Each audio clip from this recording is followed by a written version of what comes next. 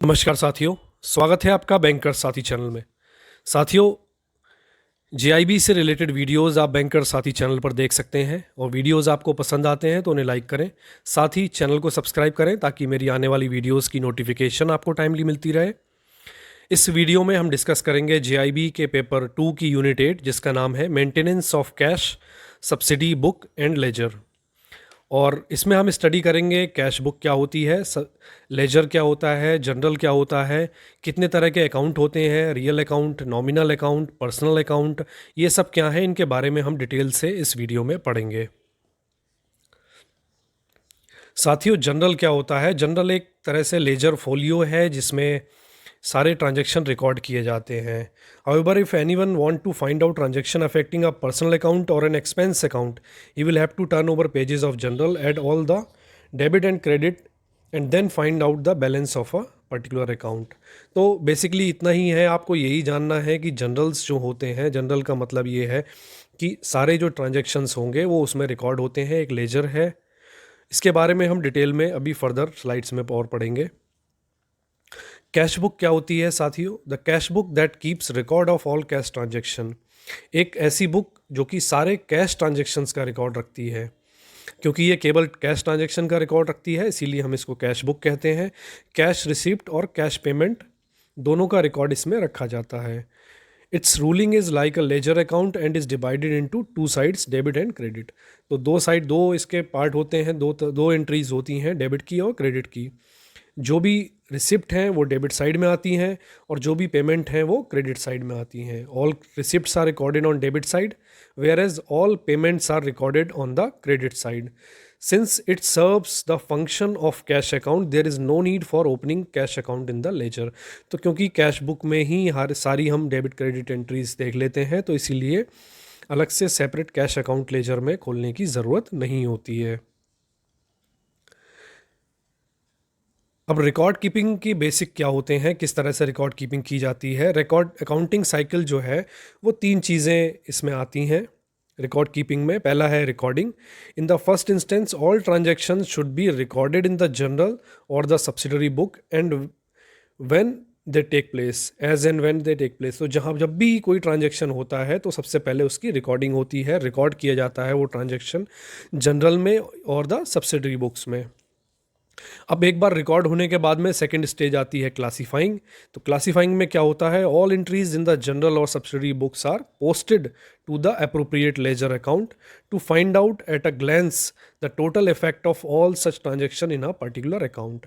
अब क्लासीफाइंग में जैसे कि नाम सजेस्ट कर रहा है, जो भी एंट्रीज जनरल या सब्सिडरी बुक में की जाती हैं रिकॉर्डिंग के समय उनको क्लासीफाई किया जाता है। अप्रोप्रिएट जो लेजर अकाउंट है उसमें उनको पोस्ट किया जाता है ताकि एक बार में देख के ये समझ में आ जाए कि कौन सी उन सभी ट्रांजैक्शंस का किसी पर्टिकुलर अकाउंट पे क्या फ़र्क पड़ने वाला है। अब तीसरी स्टेज आती है summarising. The last stage is to prepare the trial balance and final account with a view to ascertain the profit or loss made during a particular period and the financial position of the business on a particular date। तो summarising मतलब एक बार record कर लिया आपने transactions, उनको classify कर लिया कहाँ कहाँ रखना है, उसके बाद आती है समराइजिंग। जैसे कि नाम सजेस्ट कर रहा है, समराइजिंग मतलब जो भी एंट्रीज हुई हैं, जो फाइनल अकाउंट या जो ट्रायल बैलेंस प्रिपेयर करेंगे और फिर उन ट्रांजेक्शन्स का क्या इफ़ेक्ट पड़ा है बिजनेस पे, प्रॉफिट एंड लॉस पे किसी पर्टिकुलर पीरियड में, या बिजनेस की फाइनेंशियल पोजीशन क्या हुई है उन ट्रांजैक्शंस की वजह से, क्या इफेक्ट पड़ा है, उसको हम देखते हैं। लेजर क्या होता है साथियों? The ledger is the principal book of account where similar transactions relating to a particular person और प्रॉपर्टी और रेवेन्यू और एक्सपेंस आर रिकॉर्डेड। तो लेजर का मतलब है कोई एक प्रिंसिपल बुक ऑफ अकाउंट है जहां पर सिमिलर ट्रांजैक्शंस, कोई एक तरह के ट्रांजैक्शंस जो होंगे वो रिकॉर्ड किए जाएंगे। जो सिमिलर ट्रांजैक्शंस मींस कि किसी पर्टिकुलर पर्सन को बिलोंग करते हो वो सारे ट्रांजैक्शन, या प्रॉपर्टी को, या फिर रेवेन्यू को, या एक्सपेंसेस को। तो इन सभी की कैटेगरीज हैं। एक जो पर्टिकुलर तरह के ट्रांजैक्शन होंगे वो पर्टिकुलर लेजर में रिकॉर्ड किए जाएंगे। In other words, it is a set of accounts, it contains all accounts of the business enterprises where whether real, nominal और पर्सनल। तो लेजर का मतलब है ये एक सेट ऑफ अकाउंट्स होता है लेजर, जहाँ पर किसी एक बिजनेस से रिलेटेड जो भी अकाउंट होंगे वो सभी वहाँ पर रिकॉर्ड किए जाएंगे, चाहे वो रियल हो, नॉमिनल हो या पर्सनल हो। अब ये रियल, नॉमिनल और पर्सनल क्या होते हैं, इनके बारे में अभी हम फर्दर पढ़ेंगे। The main function of a real ledger is to classify or sort out all the items appearing in the journal or the other subsidiary books under their appropriate accounts, so that at the end of the accounting period each account will contain the entire information of all the transaction relating to it in a summarized or condensed form. तो ledger का जो मुख्य काम है, जो main function है, वो यही है कि जितने भी ट्रांजैक्शन जो जनरल में या बाकी सब्सिडरी बुक्स में हुए हैं उनको क्लासीफाई करना, उनको पर्टिकुलर उनके जो रेस्पेक्टिव जो अकाउंट्स हैं वहाँ पर, अप्रोप्रिएट अकाउंट है वहाँ पर रिकॉर्ड करना, ताकि एक पर्टिकुलर अकाउंटिंग पीरियड के बाद में पूरी हम उससे इंफॉर्मेशन निकाल सकें, कि एक समराइज्ड वे में इंफॉर्मेशन हमें मिल सके कि इन सभी ट्रांजैक्शंस का क्या इफ़ेक्ट ओवरऑल आया है। अब एक छोटा सा हमने एक हेड ऑन कंपैरिजन किया है जनरल और लेजर में। तो जनरल की बात करें तो जनरल क्या है, the book in which all the transactions are recorded and when they arise is known as journal. तो कोई भी ट्रांजेक्शन जब भी होता है, एज एंड व्हेन जब वो होता है, जिस समय भी, उस समय जब रिकॉर्ड किया जाता है तो सबसे पहले वो जनरल में रिकॉर्ड किया जाता है। लेजर क्या है, the book which enables to transfer all the transactions into separate account is known as ledger. ledger जबकि क्या है कि एक तरह के transactions जो है उनको एक ledger में रखना, यानी कि जो ट्रांसफ़र करती है सारे ट्रांजेक्शन्स को सेपरेट अकाउंट में, उनको हम क्या कहते हैं, लेजर कहते हैं। जनरल में ऐसा कोई क्लासिफिकेशन नहीं है, लेजर में क्लासिफिकेशन। अब जनरल क्या है, एक सब्सिडरी बुक है, जबकि लेजर क्या है, प्रिंसिपल बुक है। लेजर को हम प्रिंसिपल बुक कहते हैं। General original book of entry है, बुक ऑफ ओरिजिनल एंट्री। जब जैसे ही एंट्री होगी तो फर्स्ट जो ओरिजिनल एंट्री होगी वो जनरल में होगी, जबकि लेजर क्या है, बुक ऑफ सेकेंड एंट्री कहते हैं हम इसको। ये बुक ऑफ सेकेंड एंट्री है। जनरल में क्रोनोलॉजिकल रिकॉर्ड रहता है, क्रोनोलॉजिकल वाइज जब होगा उसी हिसाब से ट्रांजैक्शंस क्रोनोलॉजी के हिसाब से रहेंगे, जबकि लेजर में क्या होता है, एनालिटिकल रिकॉर्ड रहता है। जनरल में है the process of recording transactions into journal is known as journalising. तो जनरल में जब भी ट्रांजेक्शन्स रिकॉर्ड होते हैं उस प्रोसेस को हम कहते हैं जनरलाइजिंग। और process of transferring entries from the journal to ledger is known as posting. तो पोस्टिंग क्या होगी, पोस्टिंग का मतलब है कि जब जो लेजर से जनरल से जब ट्रांजेक्शन्स लेजर में ट्रांसफ़र किए जाते हैं उसी को हम पोस्टिंग कहते हैं, किसी ट्रांजेक्शन को पोस्ट करना कहते हैं। अब अकाउंट्स की कैटेगरीज देखते हैं, कितने तरह के अकाउंट्स होते हैं। ब्रॉडली जो है हमने दो क्लास में इनको डिवाइड किया है, पर्सनल अकाउंट और इम्पर्सनल अकाउंट। अब ये दोनों हैं पर्सनल, ब्रॉड कैटेगरी दो ही हैं कि पर्सनल अकाउंट और इम्पर्सनल अकाउंट। अब फर्दर जो इम्पर्सनल अकाउंट है इनको भी हमने दो टाइप में डिवाइड किया है फर्दर। इम्पर्सनल अकाउंट हो सकते हैं या तो रियल अकाउंट या फिर नॉमिनल अकाउंट। तो कुल मिला के हमारे पास तीन कैटेगरी हो गई। पहला तो पर्सनल अकाउंट हो गए, दूसरे हो गए रियल अकाउंट या नॉमिनल अकाउंट। तो ये तीन कैटेगरी हो गई, पर्सनल अकाउंट, रियल अकाउंट और नॉमिनल अकाउंट। अब पर्सनल अकाउंट क्या होते हैं, जैसे कि नाम से क्लू मिल रहा है, the account show the transactions with customer, supplier, money lender, banks and owner. तो जो भी पर्सनल अकाउंट का मतलब है जो किसी पर्सन से रिलेटेड है किसी, तो उनको हम पर्सनल अकाउंट कहते हैं। अब पर्सन कौन हो सकते हैं, नेचुरल पर्सन हो सकते हैं, आर्टिफिशियल पर्सन हो सकते हैं या रिप्रेजेंटेटिव पर्सनल अकाउंट हो सकते हैं। तीनों ही कैटेगरी हैं पर्सनल अकाउंट की। तो नेचुरल पर्सन अकाउंट कौन से होते हैं, the term natural person means a person who is are the creation of God. जिन्हें भगवान ने बनाया है उन्हें हम नेचुरल पर्सन कहते हैं, और उनके जो अकाउंट होंगे उन्हें हम नेचुरल पर्सनल अकाउंट कहेंगे। जैसे कि एग्जांपल में कोई प्रोप्राइटर है उसका अकाउंट है, कोई सप्लायर है जो गुड सप्लाई कर रहा है उसका अकाउंट है, रिसीवर का अकाउंट है, चाहे जैसे सोहन का अकाउंट है, राम का अकाउंट है, किसी पर्सन का, नेचुरल पर्सन का अकाउंट है, वो पर्सनल नेचुरल पर्सन अकाउंट में आएगा। सेकंड कैटेगरी है पर्सनल अकाउंट की, आर्टिफिशियल पर्सन अकाउंट। तो आर्टिफिशियल पर्सनल अकाउंट जो होते हैं, जैसे कि नाम सजेस्ट कर रहा है कि आर्टिफिशियल जो पर्सनस हैं उनके अकाउंट जो होंगे वो आर्टिफिशियल पर्सन अकाउंट होंगे। अब ये आर्टिफिशियल पर्सन अकाउंट कौन से होते हैं, these account include the accounts of corporate bodies, institutions that are categorise recognised as persons in business dealing, example firm account, club का अकाउंट, कोई कंपनी का अकाउंट है। तो ये सारे, क्योंकि ये आर्टिफिशियल पर्सन की तरह इनको बिजनेस में डील किया जाता है, तो ये आर्टिफिशियल पर्सन अकाउंट की कैटेगरी में आएंगे। तीसरा आता है हमारा रिप्रेजेंटेटिव पर्सनल अकाउंट। तो ये क्या होते हैं? These are account that represent a certain person और ग्रुप ऑफ पर्सन। तो इस तरह के अकाउंट जो किसी पर्सन को या पर्सन के ग्रुप को रिप्रेजेंट करते हैं, उन्हें हम रिप्रेजेंटेटिव पर्सनल अकाउंट कहते हैं। इसका एग्जांपल हो सकते हैं सैलरी आउटस्टैंडिंग, रेंट प्रीपेड। तो सैलरी, जैसे सैलरी किसी पर्सन की होगी, रेंट है, रेंट किसी पर्सन को जाना है। तो इस तरह के जो अकाउंट हैं ये रिप्रेजेंटेटिव पर्सनल अकाउंट की कैटेगरी में आते हैं। अब पर्सनल अकाउंट के कुछ एग्जांपल जैसे हम देखते हैं, जैसे बैंक है, तो बैंक भी आर्टिफिशियल, क्योंकि बैंकिंग कंपनी होती है तो कंपनी को हम आर्टिफिशियल पर्सन मानते हैं, तो ये आर्टिफिशियल पर्सन है। या Tata iron and steel company हो सकती है, ये भी एक कंपनी है। सोहन जैसे कोई पर्सन है, किसी इंडिविजुअल के नाम से है, तो वो इंडिविजुअल अकाउंट हो जाएगा। कैपिटल अकाउंट है, तो कैपिटल अकाउंट भी किसी पर्सन का है, उसका ओनर कोई पर्सन होगा, कोई इंडिविजुअल, तो ये भी पर्सनल अकाउंट की कैटेगरी में आएगा। बैंक लोन है जैसे, तो बैंक लोन आर्टिफिशियल पर्सन की कैटेगरी में आता है, बैंक लोन भी पर्सनल अकाउंट में ही आएगा। Rent outstanding representative personal account category में आता है। तो ये सभी एग्जाम्पल हैं पर्सनल अकाउंट्स के। तो साथियों, इस तरह के क्वेश्चंस आते हैं अक्सर बैंक एग्ज़ाम में, जहाँ पर आपको ऑप्शंस दिए जाएंगे और उन आपसे पूछा जाएगा कि ये पर्टिकुलर अकाउंट जो है वो किस कैटेगरी में आएगा, ये पर्सनल अकाउंट है या नॉमिनल अकाउंट है या फिर रियल अकाउंट है। तो इस तरह से क्वेश्चंस बनते हैं। अब सेकंड कैटेगरी पर्सनल के बाद में जो इम्पर्सनल अकाउंट है, कि दूसरी कैटेगरी।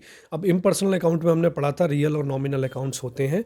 तो रियल अकाउंट क्या होते हैं, पहले हम ये देखते हैं। तो रियल अकाउंट में भी क्लास ऑफ फॉलोइंग टाइप्स। तो रियल अकाउंट दो तरह के हो सकते हैं, टेंजिबल रियल अकाउंट या फिर इंटेंजिबल रियल अकाउंट। अब टेंजिबल रियल अकाउंट कौन से होते हैं? These are accounts of such things that are tangible. तो जैसे कि नाम में लिखा है टेंजिबल, तो मतलब जो चीज़ों को हम छू सकते हैं, उन चीज़ों के जो अकाउंट, उन थिंग्स के, उन गुड्स के जो अकाउंट होंगे, उनको हम टेंजिबल रियल अकाउंट कहेंगे। Which can be seen touched physically, example land, building, cash.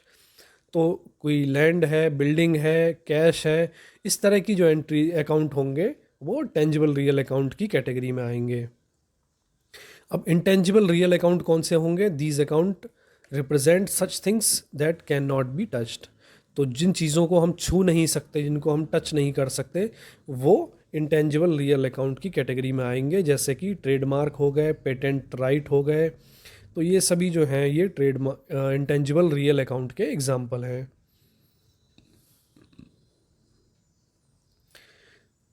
अब रियल अकाउंट में और कुछ एग्जाम्पल दिए हुए हैं, जैसे कि plant and machinery, investment, land and building, stock in hand, bills receivable, trademark, cash. ये सभी जो हैं वो रियल अकाउंट के एग्जाम्पल हैं। तो इनको आपको ध्यान रखना है कि ये सभी किस कैटेगरी में आते हैं। अब तीसरा जो आता है नॉमिनल अकाउंट, जो इम्पर्सनल अकाउंट में की जो दूसरी कैटेगरी है नॉमिनल अकाउंट। पहला रियल हो गया, दूसरा नॉमिनल। तो नॉमिनल अकाउंट क्या होते हैं? Nominal accounts are opened in the books to explain the nature of the transaction. तो नॉमिनल अकाउंट के बारे में आपको ध्यान रखना है कि ये इसलिए खोले जाते हैं ताकि नेचर ऑफ द ट्रांजैक्शन को एक्सप्लेन किया जा सके। Example, salary is paid to the employee, rent is paid to the property owner, etcetera. तो इस तरह से अगर कोई अकाउंट खोला जाता है, salary paid to the employee, rent paid to the property, तो वो नॉमिनल अकाउंट में आएगा। इसके कुछ जो एग्जांपल हैं, जैसे कि इंटरेस्ट का अकाउंट है, सैलरीज है, रेंट है, कैरेज है, commission received, insurance, discount received, wages, credit and debit concept. ये सभी जो हैं ये सभी हैं नॉमिनल अकाउंट के एग्जांपल्स। तो इनको आपको ध्यान रखना है। बेसिकली इन तीनों कैटेगरीज़ में, चाहे वो पर्सनल अकाउंट हो या रियल अकाउंट हो या नॉमिनल अकाउंट हो, इनके एग्जांपल्स काफ़ी इंपॉर्टेंट हैं, इनका क्लासिफिकेशन काफ़ी इंपॉर्टेंट है। आपको देखकर अगर कोई एग्जांपल इस तरह से क्वेश्चन आता है कि ये जो पर्टिकुलर अकाउंट है, मान लीजिए पूछ लेता है कि रेंट का अकाउंट जो है, rent to a salary is paid to the employee, इस तरह से अगर आता है तो ये किस अकाउंट का, किस कैटेगरी का एग्जांपल है, क्या ये रियल अकाउंट है, क्या ये पर्सनल है, क्या ये नॉमिनल है। तो उस समय आपको ये समझ जाना है उसको देखकर कि ये किस कैटेगरी में आएगा।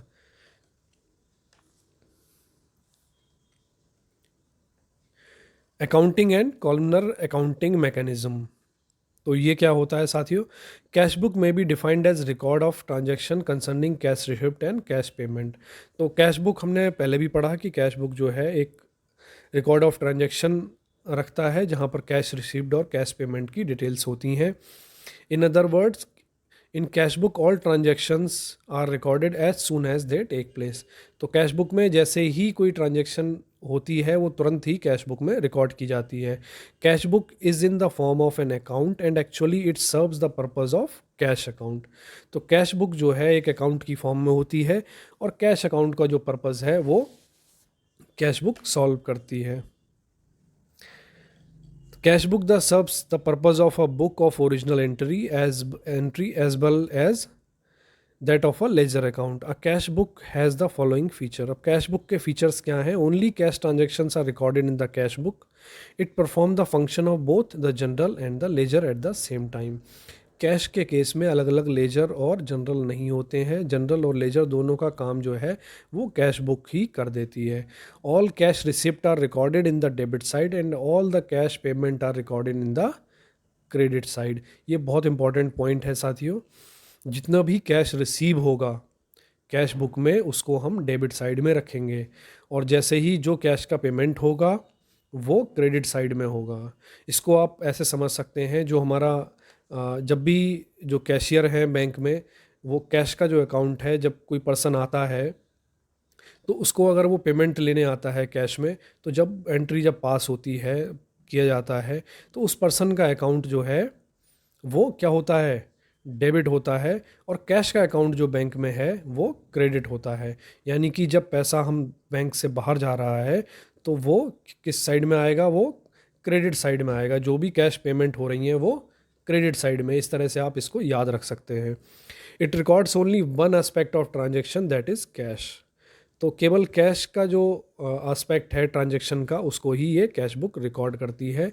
All cash transactions are recorded chronologically in the cash book.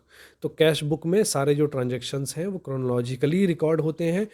अगर कोई ट्रांजैक्शन अगर सुबह 10 बजे हुई है वो पहले रिकॉर्ड होगी, जो 11 बजे होगी वो उसके बाद होगी, सब्सिक्वेंटली उसके बाद जब भी टाइम पीरियड में होगी तो वो उसके बाद रिकॉर्ड होती जाएंगी। क्रोनोलॉजिकल ये रिकॉर्डिंग इसमें होती है।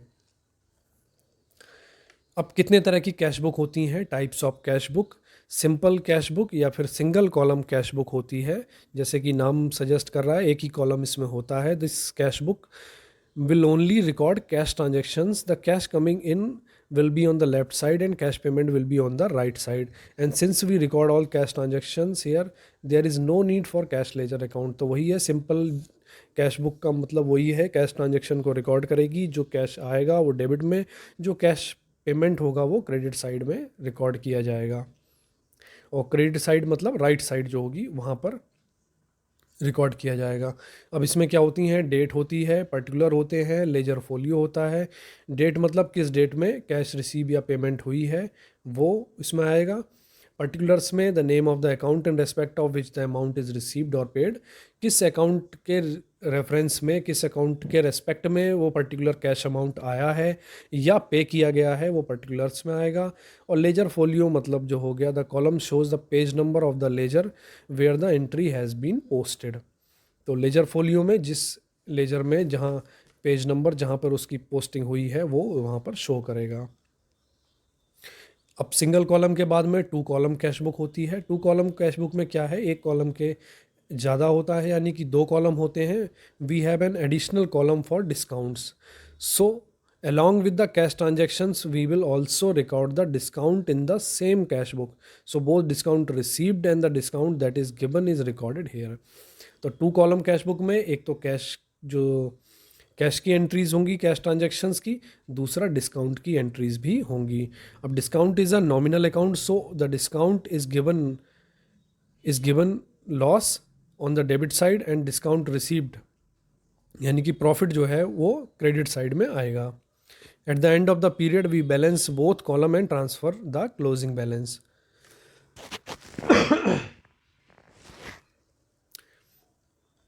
अब डिस्काउंट क्या होता है साथियों, नॉमिनल अकाउंट होता है क्योंकि, तो इसीलिए डिस्काउंट में जो डिस्काउंट रिसीव होगा यानी कि जो प्रॉफिट होगा वो क्रेडिट, डिस्काउंट रिसीव्ड होगा, जो प्रॉफिट होगा वो क्रेडिट साइड में जाएगा, और जो डिस्काउंट दिया जाएगा यानी कि जो लॉस होगा एक तरह से वो डेबिट साइड में रिकॉर्ड होगा। अब 2 कॉलम के बाद में 3 कॉलम वाली कैश बुक भी होती है, यानी कि 3 column cash book. This cash book has the cash, the discount and additionally the bank column. तो इसमें 3 कॉलम होंगे, पहला तो कैश, दूसरा डिस्काउंट का कॉलम, तीसरा bank column. Since the development of banking most firms these days prefer to deal in cheque और such bill of exchange, and so having a bank column in your cash book makes things concise and simpler to understand। अब क्योंकि ज़्यादातर transactions जो हैं वो bank के through होती हैं, बैंकिंग जैसे कि बढ़ी है, बैंकिंग का यूज़ काफ़ी ज़्यादा बढ़ा है, तो उसी लिए कैश बुक में एक कॉलम और जोड़ लिया जाता है जो कि बैंक का कॉलम है, और इससे चीज़ें काफ़ी आसान हो जाती हैं, सिंप्लीफाई हो जाती हैं, जो ट्रांजेक्शन्स होती हैं उन्हें समझना आसान हो जाता है। So when you receive a cheque and you deposit in the bank, that same day you will make the entry in the bank column, debit side in the case, but you say you send the check later not the same day, then this will be a contra entry।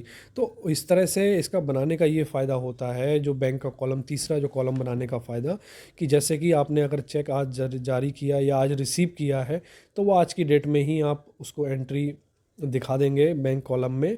हालांकि हो सकता है उसका जो payment हो या उसका जो प्रेजेंट आप करें वो नेक्स्ट डे करें, सेम डे ना करें, तो फिर तब उसकी जो एंट्री बनेगी तो वो कॉन्ट्रा एंट्री एक तरह से बन जाएगी।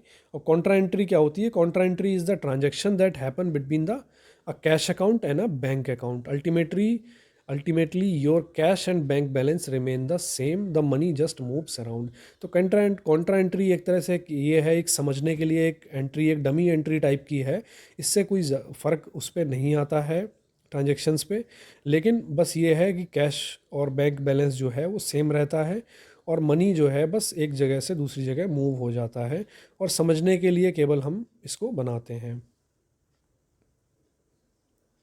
अब पैटी कैश बुक क्या होती है साथियों? कई बार छोटे छोटे ट्रांजेक्शन्स बहुत सारे होते हैं ऑर्गेनाइजेशंस में, तो उसके लिए क्योंकि अब वो ट्रांजेक्शन्स अगर सारे रिकॉर्ड किए जाएंगे तो उनको फिर वो काफ़ी बल्की हो जाएगा, तो उसके लिए एक अलग से हेड बनाया जाता है जो पैटी कैश बुक का होता है। There are many cash transactions happening for very small amount, sometimes these are there are dozens of such transaction that occur in just one day. These are known as petty transactions। Example are postage, stationery, travelling, food bills. अब कोई भी organisation है, office है, कुछ है, तो वहाँ पर ये छोटे छोटे जो खर्चे होंगे, एक्सपेंसेस जो होंगे, उनको बेसिकली जो है पैटी ट्रांजेक्शन की कैटेगरी में ना डाल दिया गया, उनको नाम दे दिया गया है petty transactions. So since the number of transactions tend to be very high, we maintain a separate cash book for them, the petty cash book. Such a cash book is maintained by the petty cashier. तो क्योंकि इस तरह के transactions काफ़ी ज़्यादा होते हैं और छोटी अमाउंट के होते हैं, तो इनको हम अलग से इनकी एक कैश बुक बना के उसको मेंटेन करते हैं, और उसको जनरली जो है ये कैश बुक कौन मेंटेन करता है? उसको पैटी कैशियर जो होगा वो उसको मेंटेन करेगा। जैसे आपने कई बार बैंक की ब्रांचेस में भी देखा होगा कि अगर छोटी ट्रांजैक्शंस कई सारी होती हैं जो, तो एक पैटी कैश अमाउंट जो है वो लेकर अलग रख लिया जाता है, एक निकाल कर अलग रख लिया जाता है। उसके बाद में जो छोटी छोटी ट्रांजैक्शंस जब उसमें से की जाएंगी, और वो ट्रांजैक्शंस करने के बाद में फिर उसको कैश को मैच किया जाता है कि इतना कैश पैटी कैश के रूप में लिया गया था, और उसका कहाँ कहाँ एक्सपेंस किया गया, कहाँ कहाँ वो खर्चा हुआ है, उसको हम मिलाते हैं। Rules for journalising transactions, golden rule of accountancy. साथियों ये बहुत इंपॉर्टेंट है, इसमें से क्वेश्चंस ज़रूर आते हैं जेआईबी एग्ज़ाम में, और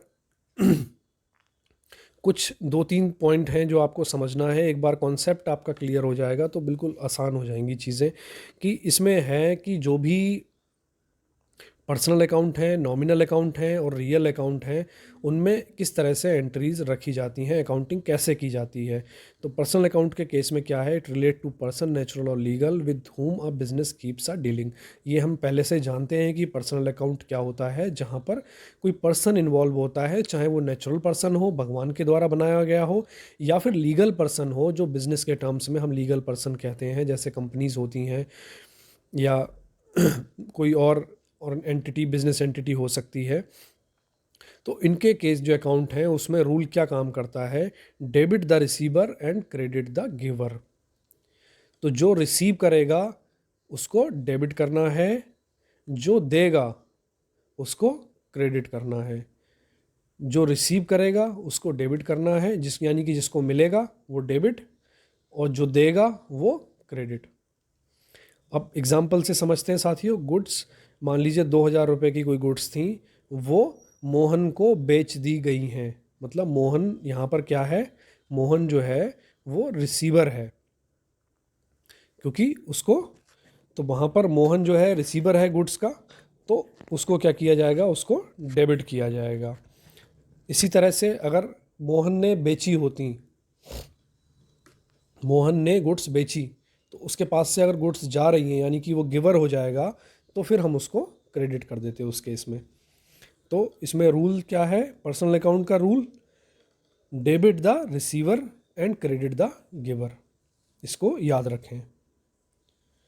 अब रियल अकाउंट के केस में क्या है साथियों, रियल अकाउंट में, रियल अकाउंट जैसे कि हम जानते हैं कि ये प्रॉपर्टी या गुड्स से रिलेट करता है, उनके केस में रियल अकाउंट होते हैं। तो रियल अकाउंट के केस में जो रूल है वो ये है, debit what comes in and credit what goes out. तो कोई चीज़ अगर आ रही है उसको डेबिट करना है, और कोई चीज़ अगर जा रही है, क्वांटिटी अगर बाहर मूव हो रही है, तो उसको क्रेडिट करना है। यानी कि गुड्स, सेम एग्जांपल लेते हैं, 2,000 रुपये की गुड्स सेल कर दी गई हैं कैश पे, तो वहाँ पर कैश अकाउंट का क्या होगा, कैश अकाउंट क्या होगा, डेबिट होगा, क्योंकि कैश फ्लो इन हो रहा है। कैश बुक के केस में भी हमने पढ़ा था साथियों कि जब भी कैश फ्लो इन होता है तो कैश अकाउंट क्या होता है, डेबिट होता है। तो यही है, इस एग्जांपल में भी हमें इस तरह समझाया गया है कि डेबिट क्या करना है, वट एवर कम्स इन, जो आएगा वो डेबिट, जो जाएगा वो क्रेडिट। तो रियल अकाउंट का ये रूल है, इसको याद रखें। ऐसे ही नॉमिनल अकाउंट के केस में भी रूल है। नॉमिनल अकाउंट जैसे कि हम जानते हैं कि बिजनेस एक्सपेंस, लॉसेस, इनकम और गेंस के केस में नॉमिनल अकाउंट्स होते हैं। अब नॉमिनल अकाउंट के केस में रूल ये है कि डेबिट ऑल द एक्सपेंसेस और losses and credit all the income, gains और प्रॉफिट। जो खर्चा होगा या लॉस होगा, एक्सपेंस और लॉस डेबिट, क्रेडिट होंगे इनकम और गेंस प्रॉफिट। तो जो प्रॉफिट हुआ है, इनकम हुई है, गेंस हुए हैं, वो तो हो जाएंगे क्रेडिट, और जो एक्सपेंस हुए हैं, लॉसेस हुए हैं, वो हो जाएंगे डेबिट। इसको हमें याद रखना है। एग्जाम्पल है इसका, जैसे paid ₹1,000 as commission to the agent. तो वहाँ पर क्या है, अगर मान लीजिए 1,000 रुपये कमीशन के तौर पे अगर दिए गए हैं, तो कमीशन अकाउंट क्या किया जाएगा, कमीशन अकाउंट डेबिट किया जाएगा, क्योंकि ये बिजनेस एक्सपेंस है। एक्सपेंस है तो एक्सपेंस क्या होगा, डेबिट होगा। तो नॉमिनल अकाउंट के केस में डेबिट होंगे जो सारे एक्सपेंसेस, और क्रेडिट होंगे सारे गेंस और प्रॉफिट। तो साथियों इस वीडियो में इतना ही था। ये काफ़ी इंपॉर्टेंट चैप्टर यूनिट है, और आई होप आपको वीडियो पसंद आया होगा। ये इनके कॉन्सेप्ट, जो रियल अकाउंट, नॉमिनल अकाउंट और हमारे जो पर्सनल अकाउंट हैं, इन सभी के बारे में थॉरली आप पढ़ लें। एक बार में अगर चीज़ें क्लियर ना हो कॉन्सेप्ट, 2 बार 3 बार वीडियो को देखें। और स्पेशली ये जो गोल्डन रूल्स हैं कि कहाँ पर डेबिट होगा, कहाँ क्रेडिट होगा, किस अकाउंट में, और सेकेंडली जो दूसरे जो इनके जो एग्जांपल्स हैं, ये सबसे ज़्यादा इम्पोर्टेंट है कि कौन से जो ट्रांजैक्शंस हैं या कौन से अकाउंट हैं वो रियल अकाउंट की कैटेगरी में आएंगे, कौन से पर्सनल अकाउंट की कैटेगरी में आएंगे, कौन से नॉमिनल अकाउंट की कैटेगरी में आएंगे, या रियल में भी कौन से किस कैटेगरी में आएंगे। तो इन सब चीज़ों को आपको ध्यान रखना काफ़ी ज़रूरी है, इनसे डायरेक्ट क्वेश्चंस आपको एग्ज़ाम में मिल जाएंगे। तो आई होप साथियों वीडियो आपको पसंद आया होगा, और इसको लाइक करें, साथ ही शेयर करें हमारे सभी बैंकर साथियों के साथ जो JIB एग्ज़ाम देने जा रहे हैं। तो मिलते हैं साथियों नेक्स्ट वीडियो में। Thank you.